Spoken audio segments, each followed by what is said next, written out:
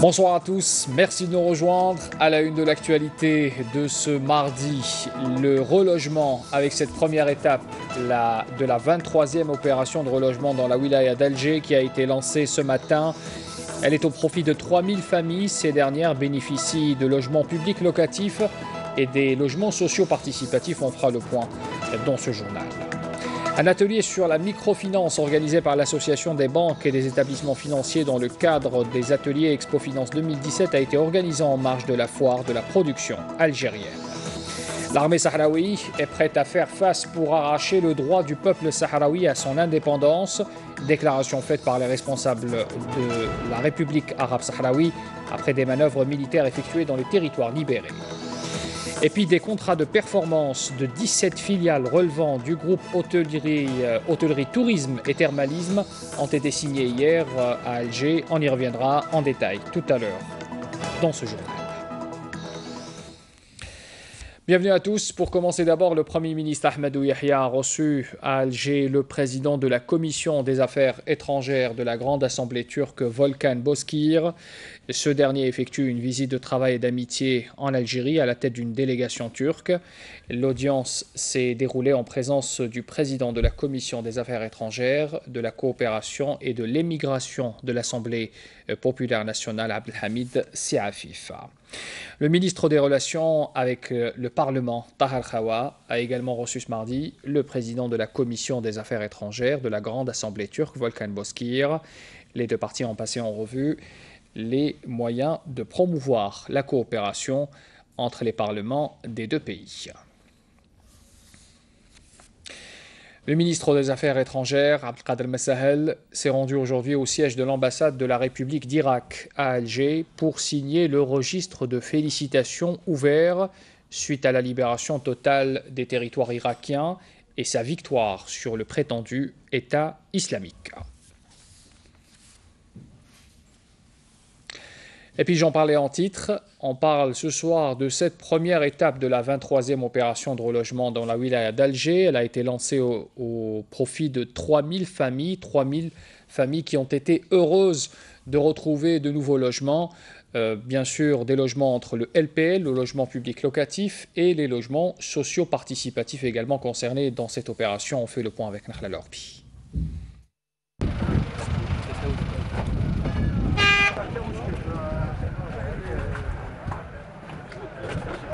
Affairés, comme on peut le voir, à rassembler leurs effets et leurs meubles, les habitants de ce bidonville ont hâte de quitter ces habitations de fortune où ils n'ont que trop souffert. C'est un calvaire, mon frère. La pluie, les égouts, voyez dans quelle galère nous avons vécu jusque-là. Nous avons trop souffert, surtout quand il pleut, mais c'est fini grâce à Dieu. Je ne trouve pas les mots. Je remercie le président de la République et tous ceux qui nous ont soutenus. C'est la fin de notre calvaire grâce à Dieu. Il s'agit de la première étape de la 23e opération de relogement dans la wilaya d'Alger. Au niveau de cette circonscription administrative, 400 familles seront relogées cette matinée au niveau de 4 sites d'accueil. Tout est fin prêt pour les accueillir dans les meilleures conditions. Les 3000 familles concernées par cette opération bénéficieront de logements publics locatifs et socio-participatifs. J'ai vécu durant 40 années dans des conditions lamentables. Je remercie le président de la République d'avoir mis fin à mon calvaire.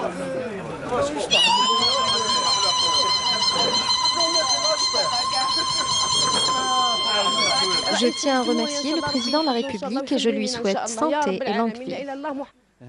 Ce site compte 1000 unités d'habitation. Il est doté de tous les équipements nécessaires, des commerces.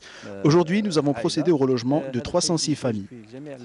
La démolition de ces constructions illégales permettra, selon le Wali d'Alger, de récupérer de nombreuses assiettes foncières qui seront dédiées à des projets de développement au niveau de la capitale. On parle économie à présent avec cet atelier sur la microfinance organisé par l'ABEF, l'Association des banques et des établissements financiers. Il est organisé dans le cadre des ateliers Expo Finance 2017 et il se tient en marge de la foire de la production algérienne qui se tient en ce moment à la SAFEX à Alger. L'occasion pour le ministre du Travail, de l'Emploi et de la Sécurité sociale de revenir sur les principaux chiffres de son secteur durant l'année 2017. Les détails avec Yasmine Chouir. Plus de 1000 milliards de dinars de microcrédits ont été accordés par les banques publiques aux micro-entreprises depuis la mise en place des dispositifs de soutien à l'emploi des jeunes. Depuis le début, les banques ont accompagné ces systèmes et ce financement. Jusqu'à la fin du mois de septembre 2017, plus de 500 000 jeunes entrepreneurs ont pu lancer leur micro-entreprise dans le cadre du programme ANSEJ ou celui de la CNAC. Dans le cadre de ces 3 dispositifs, le financement bancaire peut atteindre les 70% du coût du microprojet, auquel s'ajoutent 29% au titre d'aide de l'État, alors que l'apport exigé du détenteur du projet n'excède pas les 1%. Concernant la CNAC, elle a financé plus de 140 000 micro-entreprises, avec un montant du crédit bancaire alloué à ces sociétés s'élevant à 322 milliards de dinars. Quant à l'Agence nationale de soutien à l'emploi de jeunes, c'est un budget de 800 milliards de dinars qu'elle a alloué aux 370 000 micro-entreprises.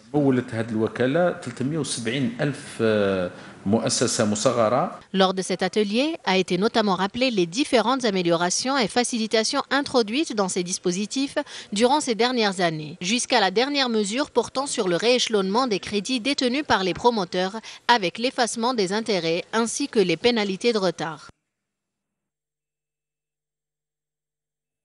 Allahu Akbar, Allahu Akbar. Ashhadu an la ilaha illallah.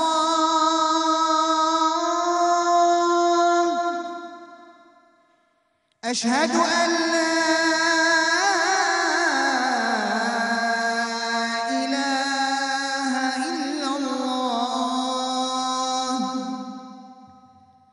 أشهد أن محمدًا رسول الله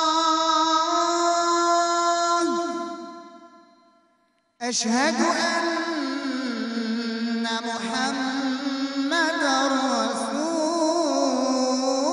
الله حي على الصلاة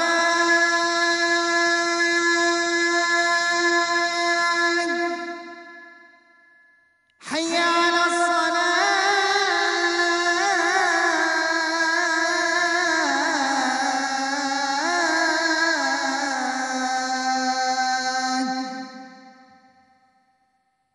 حي على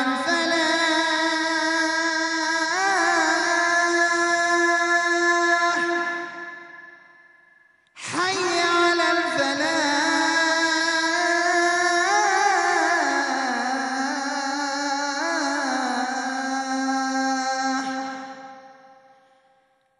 الله أكبر الله أكبر لا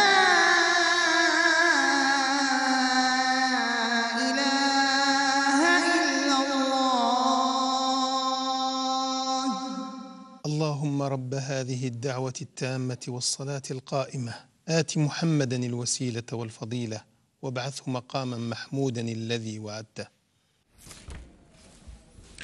تقبل الله صلاة الجميع.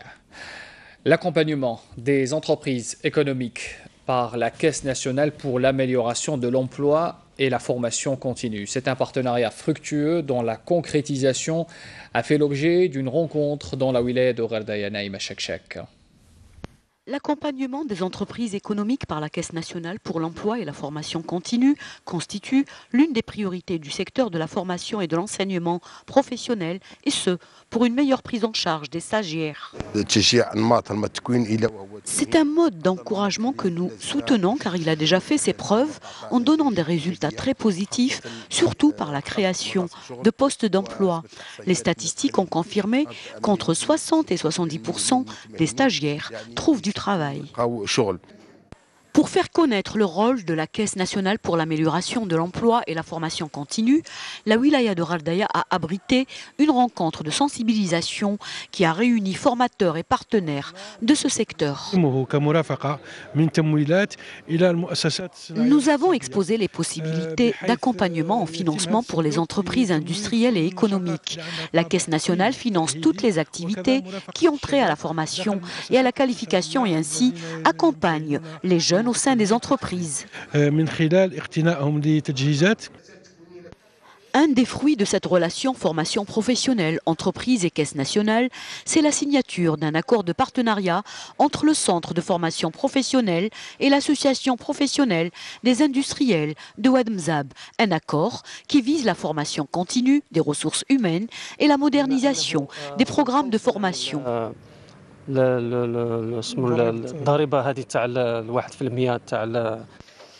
Étant donné que nous payons l'impôt de la FNAC qui est de 1%, nous exploitons cette occasion pour former la main-d'œuvre qui a déjà une expérience.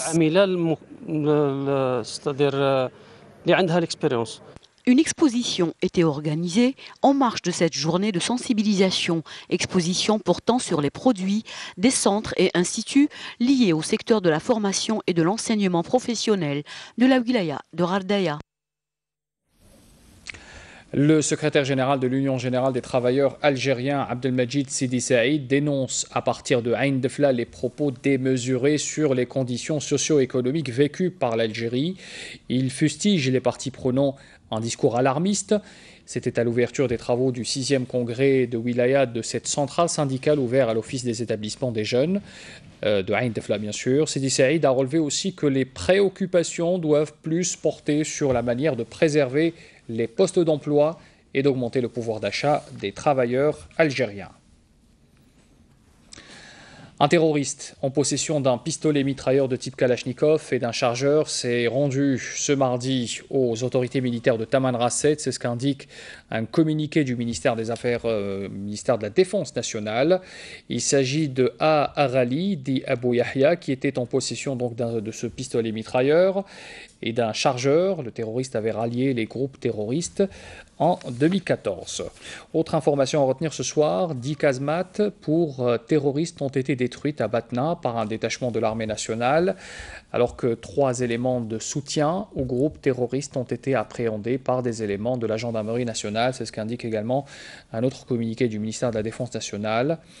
Par ailleurs, et vous allez voir en image, dans le cadre de la lutte contre la contrebande et la criminalité organisée, un détachement de l'ANP a intercepté à Bachar 4 narcotrafiquants et saisi un véhicule tout-terrain, 2 motocyclettes et une importante quantité de kif traité. Vous le voyez à l'instant, elle s'élève à 103 kg.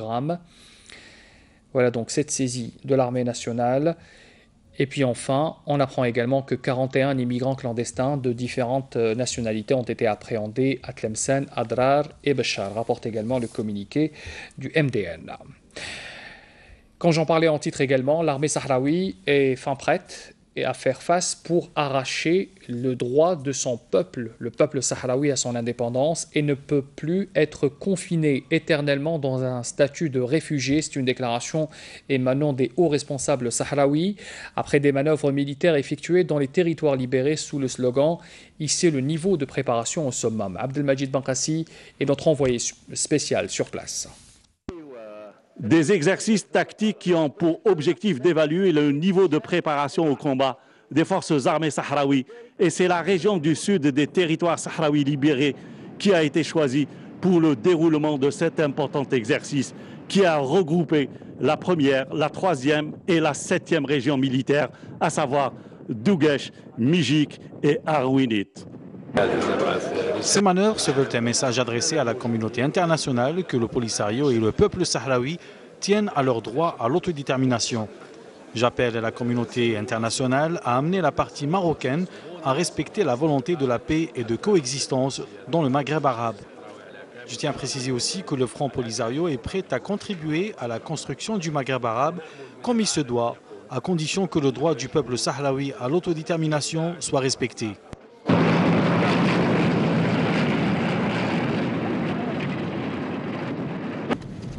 Des manœuvres, mais plutôt des exercices tactiques de l'armée sahraoui, une preuve de plus de l'existence d'institutions sahraouies sur les territoires libérés. Mais surtout, ce qui est le plus important aujourd'hui, c'est d'aller vers l'autodétermination d'un peuple, un peuple bien sûr qui a soif de liberté, et surtout aller vers l'application de la résolution des Nations Unies 1514, qui doit déterminer justement l'avenir du peuple sahraoui et son autodétermination. Depuis les territoires libérés, à Gouanit, Abdelmajid Bankassi pour Canal Algérie. Nous avons appris ce mardi le décès de notre collègue Mohamed Abbas. Le regretté était un employé de l'EPTV, cadre supérieur au niveau de la direction de la coopération et des relations extérieures. Le regretté s'est éteint à l'âge de 74 ans. Il a fait bénéficier la télévision publique de son expérience et de sa capacité à travailler avec ses collègues qui lui rendent hommage ce soir. Après sa disparition, le directeur général de la télévision publique présente au nom de tous les travailleurs de l'EPTV ses sincères condoléances à la famille du défunt. Inna lillah wa inna ilayhi raji'un. Des contrats de performance de 17 filiales relevant du groupe Hôtellerie, Tourisme et Thermalisme, le HTT. Ces contrats ont été signés hier soir à Alger et seront perçus comme un guide ou un tableau de bord managérial ou encore un outil d'orientation d'aide et d'incitation du gestionnaire. Explication, Bouchra Bouali était présente. Des contrats de performance pour relancer le tourisme. C'est le pari que semble avoir fait le groupe HTT, Hôtellerie, Tourisme et Thermalisme, qui dans cette perspective a procédé hier à la signature de 17 contrats de ce type avec les PDG et DG de ses filiales. L'idée est d'avoir un tableau de bord managérial. Le PDG du groupe insiste d'ailleurs sur le fait qu'il s'agit plus d'un guide de gestion que d'un outil de surveillance. Ce contrat de performance, il constitue beaucoup plus un guide de performance pour pouvoir orienter le gestionnaire vers les véritables indicateurs de gestion et s'engage sur un chiffre d'affaires, sur un résultat, sur le maintien et l'entretien de son établissement, sur la modernisation de son établissement, sur l'introduction du système d'information, sur l'introduction donc d'un environnement ils doivent s'approprier, sur les différents yield managers en matière donc de prix, sur le tourisme saharien, sur des circuits qu'on doit réhabiliter. Pour moi, ce contrat de performance n'est pas un outil d'audit, de contrôle des entreprises. Au contraire, c'est pour booster un petit peu les entreprises, pour leur dire, voilà, donnez-nous vos objectifs.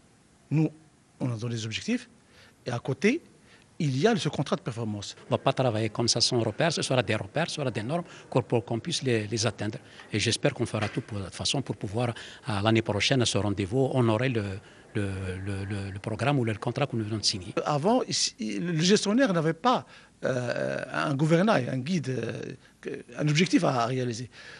C'était le budget qui était intéressé par son concentration et qui devait normalement réaliser. Et s'il ne le réalise pas, il n'a pas réalisé. Mais maintenant, avec un contrat de performance, ils vont dire oui, j'ai un contrat de performance qui va sur une année, donc je dois faire un minimum pour dépasser ou atteindre les objectifs qui m'ont été tracés. Désormais donc, les PDG et DG du groupe devront faire du reporting, c'est-à-dire rendre compte chaque trimestre de leur performance. Donc si c'est trimestriel, on peut se corriger. C'est ça l'avantage d'un compte à performance, il est mensuel trimestriel. Et c'est par trimestre que logiquement le responsable doit rendre compte au conseil d'administration qui lui aussi est responsable de l'objectif. Nous sommes un seul groupe, donc on doit être le même groupe et les mêmes éléments. Donc si on doit échouer, c'est tout le monde qui doit échouer.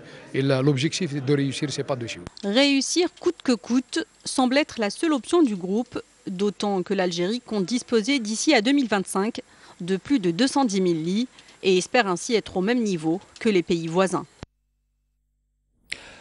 Parler du tourisme, c'est parler aussi des endroits à visiter en Algérie. Jeannette, dans le sud de notre pays, on ne résiste pas à l'envie de vous la présenter encore dans ce journal. En pleine saison touristique, l'oasis féerique, de par sa beauté, accueille ses premiers touristes. Ce sont des habitués qui sont tombés amoureux de cet endroit qui, il faut le dire, réunit tous les types de déserts du monde. Naïb Al-Walish, reportage.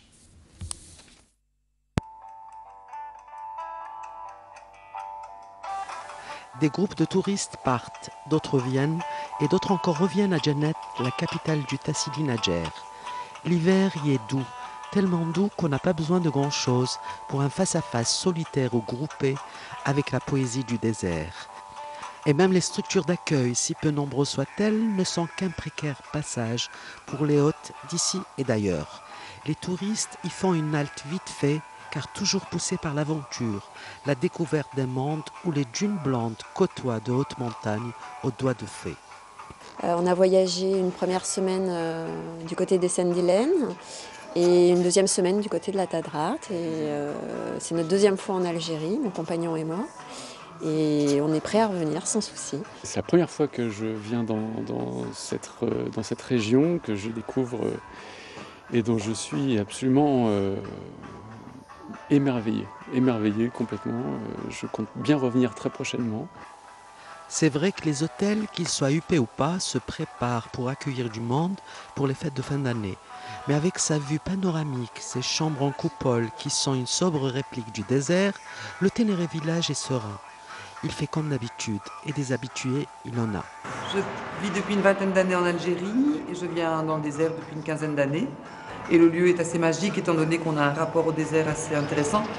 On n'est pas dans Djanet, mais on sent le désert en étant ici. Je viens souvent à Djanet, je viens depuis 2009. Je viens souvent pour le travail, mais je profite toujours de mes missions de travail, d'un peu de tourisme. Construit en bas d'un immense galet qu'on prendrait pour une montagne sculptée, le Ténéré Village, qui a sa propre agence, fera le plein en fin d'année. Au fin de l'année, on reçoit beaucoup de monde, donc on a beaucoup de travail. En fin d'année, on reçoit des groupes qui viennent de toutes les régions algériennes, presque, et de tous les autres pays, en fait de l'étranger même. On a un programme qui est pendant 3 jours. Et même si en cette fin d'année les demandes explosent, les fêtes se jouent ailleurs, dans le grand désert, où se déploie naturellement l'amitié autour d'un grand feu de joie. On a des clients algériens, on a des étrangers, ils jouent le 24, groupe يجي وجروب يروح ومن بعد نديروا لا سورتي لبرا.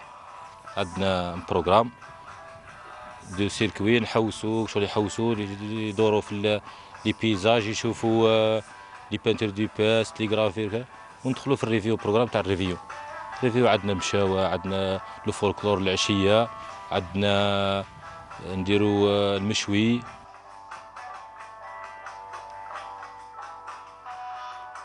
عندنا شويه لي فول اللي يجوا لهنا تقريبا ما كانش لي فول بزاف، لو بري طالع شويه نتاع سي بور سا لي توريست باش يجوا لهنايا شغل ديما ناقصنا شويه غير لي مومون تاع الريفيون وفي مود مارس لي فاكونس، اما الاخرين شغل عندنا لي كليو ناقصين شويه هذاك علاش. Bien que l'espace des randonnées soit réduit pour cause sécuritaire, cela n'empêche pas les touristes d'affluer dans un Ténéré si grand et si sublime qu'il transforme les êtres en eux-mêmes. Puis à Mostaganem, allons à la rencontre de Mohamed Tahar. Il est musicien célèbre de la région. Durant sa carrière, il a réussi à maîtriser nombre d'instruments, dont la mandoline, le luth ou encore le violon. Très respecté à Mostaganem et dans tout le pays, ce fervent nationaliste fonde de grands espoirs sur la jeunesse algérienne et enseigne son art à l'association As-Saadiyya. Voici son portrait dressé ce soir par Abdelhalim Yaïcha. Mohamed Tahar est un musicien émérite au long et riche parcours, véritable icône de la ville de Mostaganem. Au sein de l'association Saadiyya, où il dispense des cours de musique andalouse, Mohamed Tahar a très tôt montré des aptitudes à la mandoline et au luth. Formé en Égypte et en Hongrie, ce musicien de grand talent a voulu se consacrer à la musique orientale. J'aimais beaucoup le luth. Et c'est le luth qui m'a poussé à aller plus loin. On a été en Égypte. Hein? Je faisais partie de la jeunesse et des sports. Il y avait des contacts. Et puis, on nous a posé des questions. Que voulez-vous? Vous allez en Russie ou bien en Égypte? J'ai dit, monsieur, moi, au ministre, j'ai dit, moi, je vais en Égypte. Et c'est là, je faisais des Algériades, c'était les années 84. Et puis, je voulais dire, il faut que je m'inspire. L'Égypte, c'est quelque chose de bien. Et de là, j'ai écrit une ربي عني كتب حنا جينا زائرين من اختكم الجزائر. Et on a travaillé dans la grande salle de Kulthum. Il y avait là j'ai un grand souvenir que je n'ai jamais pu jouer. Les gens étaient vraiment contents. Et à force j'ai exagéré un peu sur le luth, il me dit Des souvenirs qui ont marqué Mohamed Tahar, qui souhaiterait voir les valeurs algériennes transmises aux jeunes générations. Il faudrait encadrer les jeunes, hein? Il faudrait les aider, les jeunes. Parce que nous traversons une époque où il y a tellement de courants culturels, tellement de ceci et cela. Hein? À travers lui, j'ai connu la musique. Mohamed Tahar m'a donné un autre élan, aimer la musique universelle que j'ai tant adorée. Je l'ai vu en train de jouer du violon. Moi, Mohamed Tahar, pour moi, depuis toujours, c'était l'oud, le luth. Et le voilà en train de tétiller le violon comme personne ne le faisait. On dirait que le violon était en train de pleurer. Et moi, de par mon amour à la musique, je suis un mélomane complètement acquis à la cause de la musique depuis mon jeune âge. Et je voyais cet instrument qui parlait, qui bougeait. Le bois était, pour une fois, vivant. Parce qu'on dit l'art est un domaine inépuisable et que nul ne peut le posséder d'une façon totale. L'art, c'est comme l'infini.